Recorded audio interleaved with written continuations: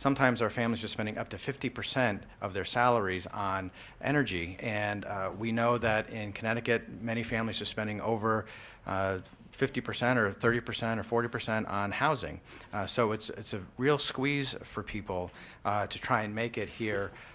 in the state with some of the prices that we have, and we're trying to do all that we can to help them. I'm proud of the fact that the state of Connecticut has stepped up in our budget to assist Operation Fuel, to try and keep the heat on for families over the long winter months, and to try and help them the best that we can, even though we are all frustrated at the fact that, which has been pointed out, the federal government has not continued to keep up pace with the demand that's out there with the LIHEAP money.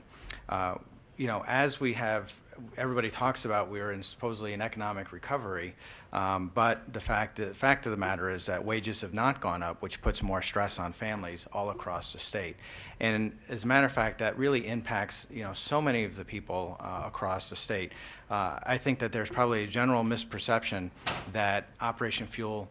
serves just senior citizens, when in fact that they only serve about 9% of their clients are the elderly. 30% of the people who are served have children in their homes, and 9% of those served are disabled. So if we think of the fact of the 9% who are elderly, we know for a fact that some people actually leave their heat on about 50, 55 degrees because that's all they can afford because of that LIHEAP, or if they're above that assistance level for LIHEAP, and with Operation Fuel, the $500 that they're given,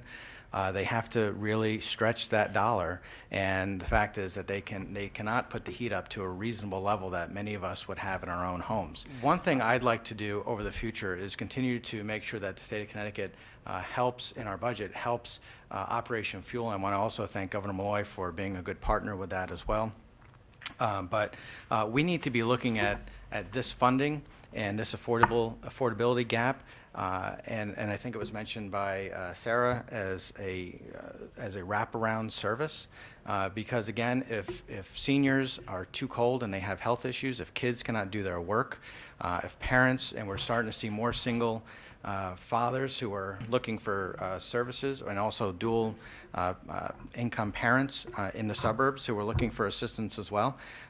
We need to be looking at this again as totality, not just as one type of assistance, but heating and having